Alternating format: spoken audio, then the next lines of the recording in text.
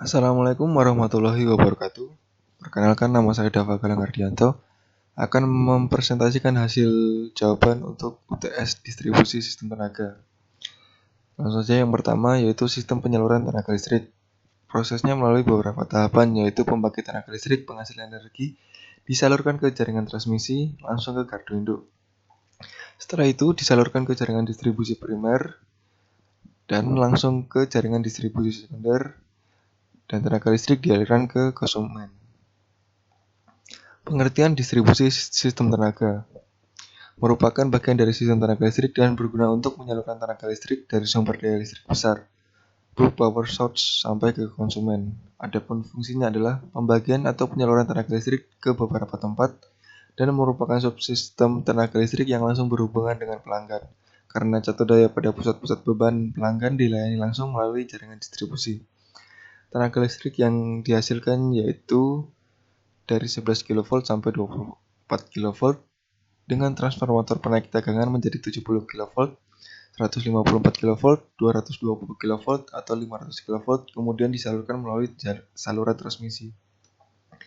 Yang ketiga yaitu struktur jaringan distribusi. Ada 4, yaitu yang pertama gardu induk. Dilakukan secara langsung. Bagian pertama dari sistem distribusi tenaga listrik adalah pusat pembangkit tenaga listrik, biasanya di pinggiran kota dan umumnya berupa PLTD. Untuk menyalurkan tenaga listrik ke pusat-pusat beban dilakukan dengan jaringan distribusi primer dan distribusi sekunder. Yang kedua yaitu jaringan distribusi primer. Merupakan awal penyaluran tenaga listrik dari pusat pembangkit tenaga listrik ke konsumen untuk sistem pendistribusian langsung.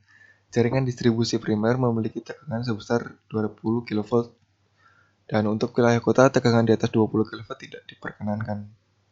Yang ketiga yaitu gardu pembagi atau gardu distribusi. Merupakan salah satu komponen dari suatu sistem distribusi yang berfungsi untuk menghubungkan jaringan ke konsumen.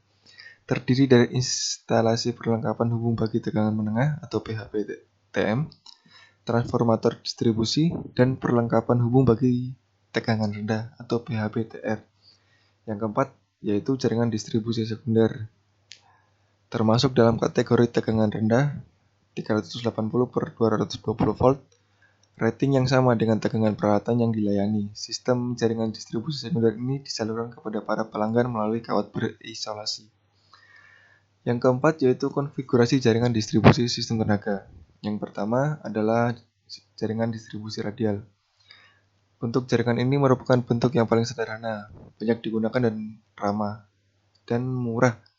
Dinamakan radial karena saluran ini ditarik secara radial dari satu titik yang merupakan sumber dari jaringan itu dan dicabang-cabangkan ke titik beban.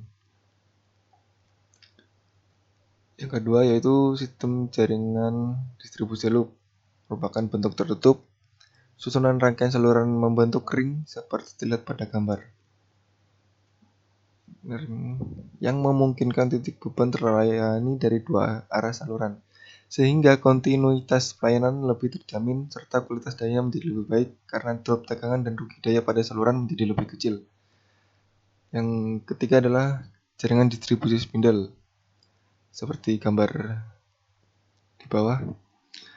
Merupakan saluran kabel tanah tegangan menengah SKTM yang penerapannya sangat cocok di kota-kota besar. Dan yang nomor 5 adalah pembebanan distribusi sistem tenaga. Karakteristik beban pada sistem tenaga listrik yaitu yang pertama MVA konstan. Contohnya motor-motor pada industri berkapasitas besar. Impedasi konstan. Contohnya sebagian besar beban-beban domestik dan komersial. Dan yang terakhir arus konstan yaitu contoh lampu. Sekian dan terima kasih. Mohon maaf bila ada salah kata. Wassalamualaikum warahmatullahi wabarakatuh.